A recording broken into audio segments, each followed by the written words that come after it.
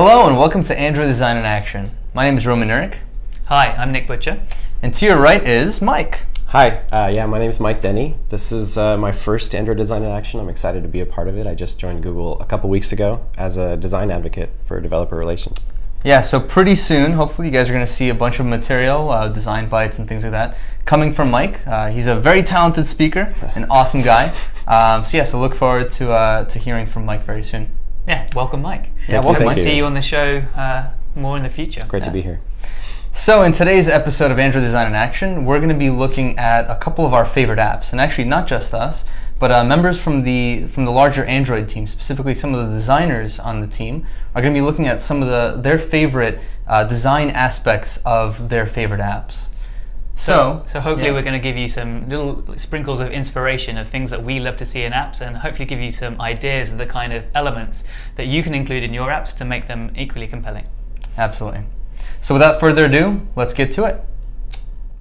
So the app I want to talk about is Foursquare. Now, I'm sure a lot of you folks out there are familiar with Foursquare. You probably use it every day. But I just wanted to point out a couple of specific design features that I really love about this app. Now, specifically, I'm going to do a search for something like pizza and see what comes up, and I'll talk through the process. So, first, I'm going to go ahead and enter this search field. I'm going to start typing pizza, and actually before I type anything, you notice that I have a couple of different suggestions, a couple of different categories of food or I guess of places that I can look in, which is great. But I'm going to go ahead and type pizza. You'll notice that immediately, it gives me a bunch of common search, common searches. So, you have pizza, Pizza Hut, Pizza Place, and so on. I'm just going to go ahead and choose pizza. Now, once I get into here, this is really the meat of what I want to talk about, no pun intended. So on the left here, and this is a tablet UI, on the left you have the list of search results, and on the right you have this map. So this is kind of a very common two-pane view for lists of search results. Now, the most interesting thing here, I guess, is what happens with the actual list of search results. Now, if you look on the left here, you'll notice that it's not just the title and the category or the title and the photo. There's actually a lot of information compressed into the small space. So, for example, Amici's East Coast Pizzeria here, you see that it's a $1 sign. It's got a couple of friends of mine that have been there. It shows this to me immediately in the form of avatars. It actually shows my photos or the photos of my friends that have been here, which is a really nice signal that, hey, this is important. This may be a really good result. And it actually kind of brings up the score, the rating of the restaurant as well. So if I scroll through here, you notice that the information hierarchy is very clear. The very first thing you see, the very most obvious thing in these search results, is the photo, right? But after your eye glances at the photo, you immediately take a look and start processing the other information on the screen, things like the title, the type, the category, and then who's been there. Now, so that's kind of one of my favorite pieces of this app, is it really has so much. It really communicates so much in a very interesting way. Really quickly, I wanted to point out that the typography here is very good. The information hierarchy is further complemented by the use of things like Roboto Light. So for example, pizza, pizza, pizza, Italian, Italian, and so on. These categories are kind of repetitive. It's not adding too much to my sense of what this place is about, and so it's actually using a slightly lighter font to take less, or to distract me less while I'm looking at the different search results. So the other nice thing I wanted to point out real quick is, let's say I've seen this first page of results and I start scrolling down. Now, usually when you start scrolling in a set of search results, it means that you haven't yet found what you wanted to find. So as I start scrolling, you'll notice that this bar at the bottom pops up that says, hey, you know what, if you haven't found what you want yet, maybe you're looking for something else. Try searching for food, dinner, Italian, or lunch, or things like that. And so these kind of contextual cues are really important to kind of overall making the search results and search experience really key. There are obviously other nice things involved here, like as I touch items in the map, they focus in on the left in this list. But these are really some of my favorite features: this information hierarchy, this kind of bottom bar that shows up at the bottom. Overall, this is just a great search results experience in the Foursquare app. Hi, I'm Rachel, and I'm going to tell you about things I really like about the Airbnb app. First of all, what's great is that you can jump right in. You don't have to sign in or sign up. You can immediately start looking at the content and enjoying it. And the content is just beautiful. We have full bleed images and beautiful typography. The key information is there at a glance, which is the price, of course. And once you drill into the details, same thing. It's beautifully laid out. The transition is satisfying to look at for a few seconds. And you can swipe through and really quickly get all the information that you need about a particular place. Call to action, very obvious. And also lots of sharing options. So if you're trying to make a decision about where to stay with other people, very easy to get to that. For something that's supposed to be work, this makes it a lot more fun and enjoyable. Hi everybody, my name is Marco. I'm an Android designer and I lead a set of different applications that we work on Android design, in particular Google Play. So today I'm going to be talking to you about a new application that we have just finished working on and it's just been released, which is Newsstand, and we're very proud about. We're just going to be looking into some details that I really like. So here's the Newsstand application. It's a typical Play application. It has a side drawer with all the sections. And we've built these very beautiful cards as you sign in order to tell you what the experiences are about, what My News is about, what Read Now is about, etc. And you can just dismiss them, and we have a nice animation. Everything feels very fluid. Let me get to another detail that I really like. These are all my sources. It's a mix between sources that I follow, like The Verge, and topics. Every topic has a different color. Look, Google Play is blue, Google is red, architecture at the bottom is purple. So let me open that one in particular. You see the action bar changes color according to the topic where I'm in. And we spend a lot of time doing it right, and actually all the rendering is done dynamically. And then look when I edge swipe and I open the drawer, the action bar color itself back into the application color, and this is very nice. It's a detail we spent a lot of time doing it. Let me do it again. You see the color just merges into the application's color. I'm going to look into another detail. Let's check the sources instead. Let's check The Verge. There you go. This is The Verge.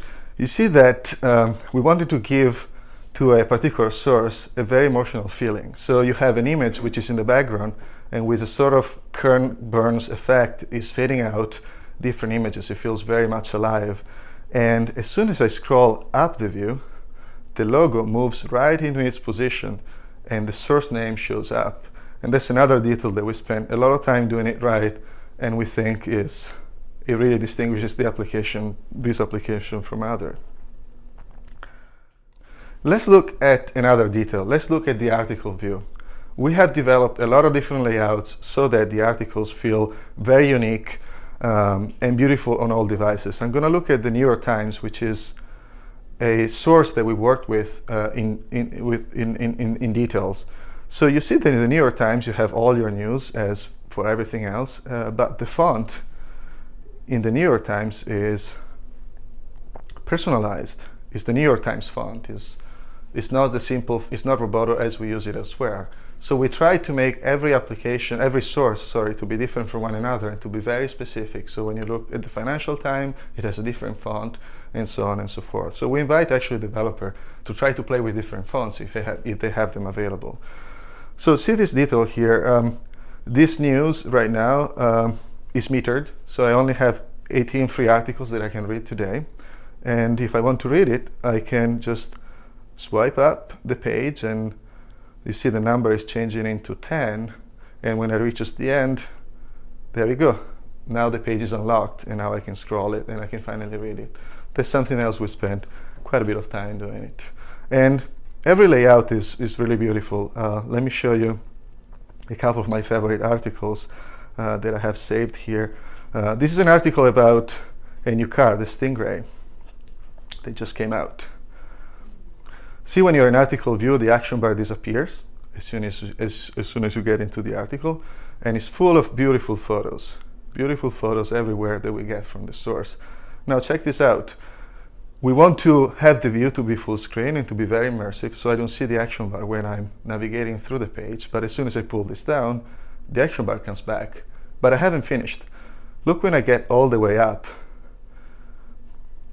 The action bar becomes transparent as it reaches the end, and it wants to melt with the rest of the view and not feel like a color thing on top of the view. So these are just some of the examples that we worked on in order to make this application feel special, feel immersive, and feel very different from a lot of other applications we've built so far. It has very individual patterns that we invite everybody to play with so that we can have more patterns, more differentiation, and better application across the Android platform. Thanks. Hi, the app that I have selected to talk about is Chrome, the browser, and in particular I'd like to talk about some of the gestures that they use in the application.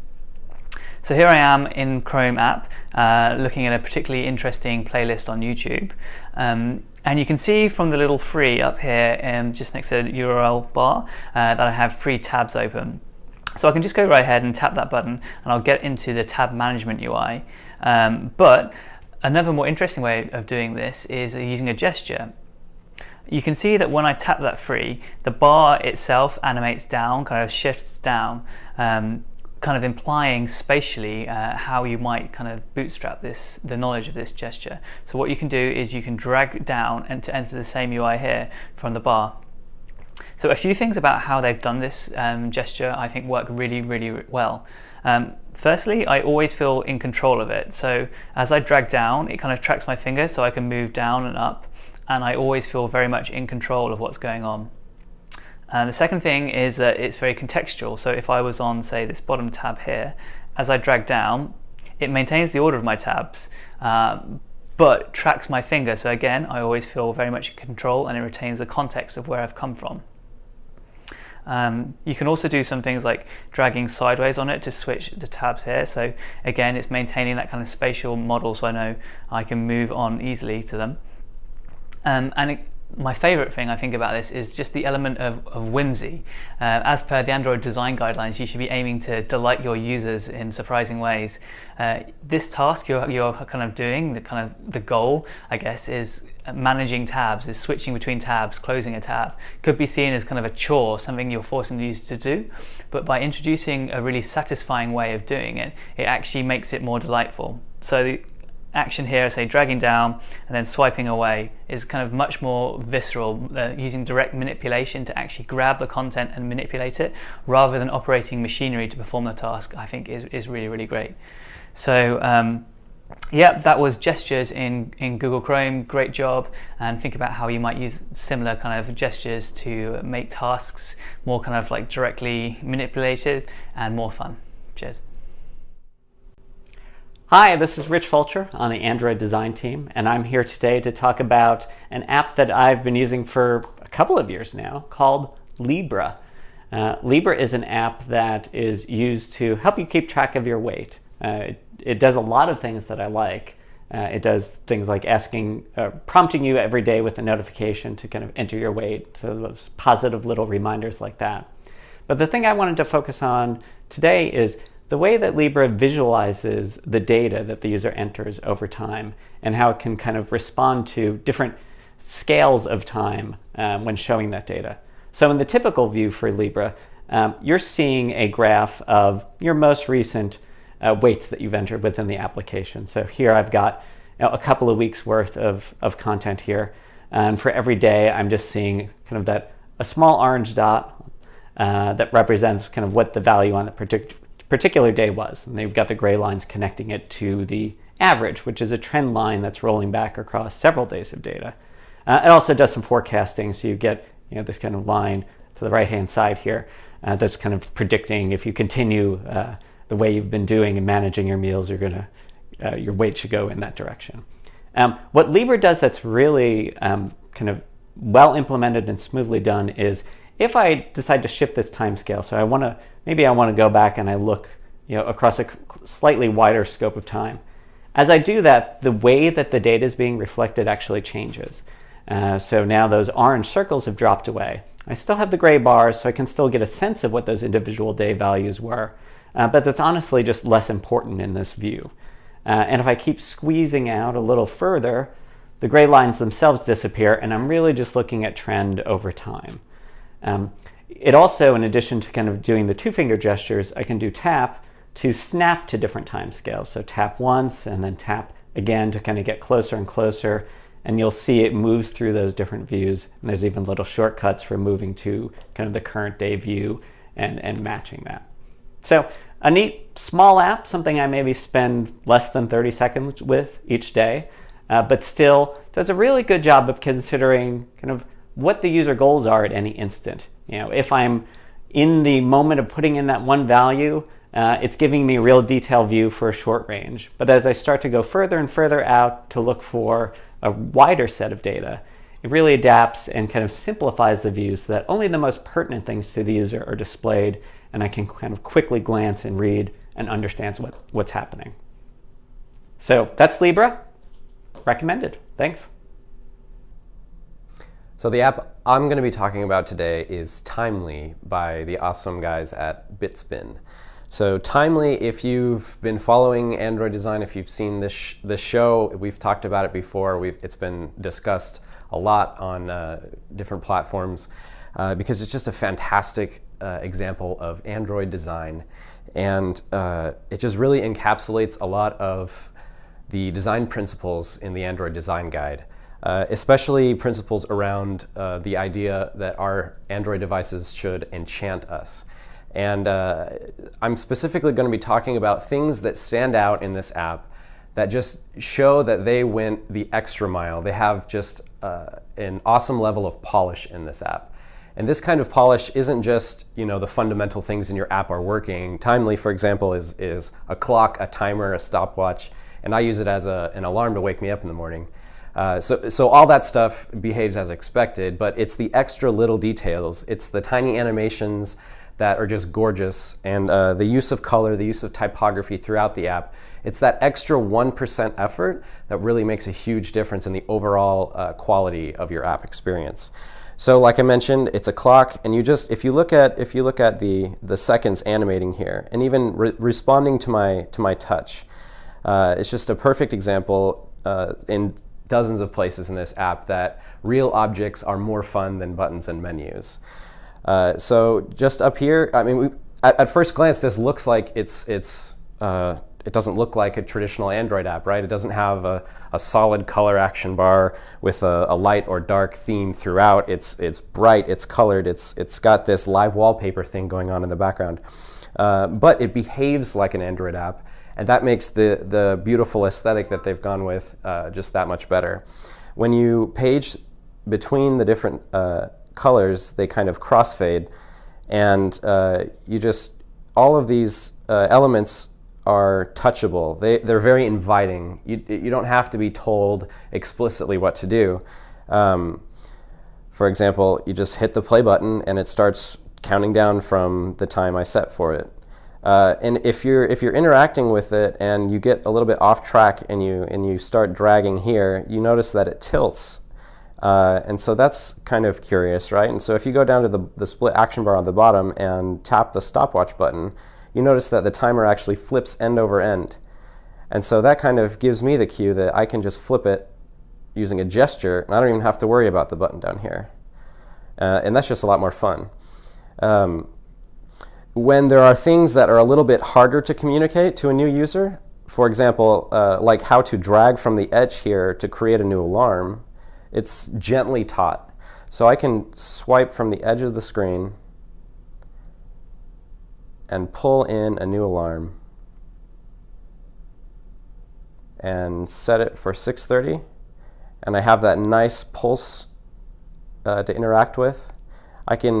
It shows me here that I can tap below to increment or tap above to reduce the time. And when I'm done, I just hit done at the top. And there I set an alarm, and it's just awesome. So I can move it up and down, very interactive throughout the app. So just again, I want to emphasize that this is that extra 1% of effort that just makes it possible to delight your users, surprise your users, because it's not generic. Things in your app that just make them smile, make you think, oh, somebody thought of that. That extra percent of effort is going to make a lot of difference and have that polish that will really make a great experience for your users. So for those of you who aren't familiar with Etsy, it's essentially an online marketplace for handmade goods. So you can browse the various goods that are available and then of course purchase and have them delivered to you. So let me go ahead and open up this application. I've just downloaded it and installed it from Google Play, so I haven't run it before. And you'll notice immediately I'm shown content. So I'm not thrown up into any sort of roadblocks, no tutorial, no login required. I just immediately see these sort of trending items on Etsy. So I think that's really great, and I'm pretty sure Nick Butcher would be pretty happy with this onboarding flow. Now if I scroll down, you'll notice that there's sort of this staggered grid view layout of the various items. And I really like this as well. It really means that instead of a sort of traditional square kind of grid, it means that the images don't need to be cropped quite so much to get them down into that square. So you can see more of the images, like this one on the left here, this back sweater rather. You can see more of the image there. It fits nicer onto the screen. The other great thing about this layout is it will work very well across different screen sizes. So I think on phone in portrait, they just show one column, but then as the screen size gets bigger, they move to multiple columns. So I think it's really nice. Another thing worth mentioning is you'll see here, and it's kind of hard to notice as I scroll through, but the placeholder images that they show before the image actually fades in. Now these images are just loading so fast, it's really hard to see. Okay, here we go. You'll notice there's sort of a composite of the image that's eventually going to load there. So for example, this ornament, which is sort of primarily sort of green and brown, it was sort of a green-brown combination shade of color. So I'll scroll down a little bit more so you can see a few more. So I really like that. There you go, you can see a bit better. Now their touch feedback as well, it's very subtle. You can see here. It actually fits in very nicely with the updated recommendations after Android 4.4 KitKat was announced. So that's quite nice as well. One of my favorite things actually of this app is, I'm about to show you now, is as you open the drawer, you'll notice they kind of blur out the actual content here. I think this is a really nice design flourish, and it really sort of helps to put the focus on the drawer which just popped open. So if I close it again, the images just fade back into being nice and clear again. And it's great because they actually blur whatever the content was that was on the screen at the time. So here, let me do it again. Quite nice. Now, if you try and like something, so I'm going to tap this little heart here in one of the corners. Now, at this point, you do need to sign up or sign in. They've got a clear button that says not now, so if you don't want to go down that path, you can just click that and continue on your way. But if you do want to sign in, you can just continue on with this flow, sign in appropriately. And they also use that blurred out effect here again, and I think it just looks really nice. Popping quickly into the details screen. So this is an item that I'm sure many of you will be interested in, tortoise cozy, yes.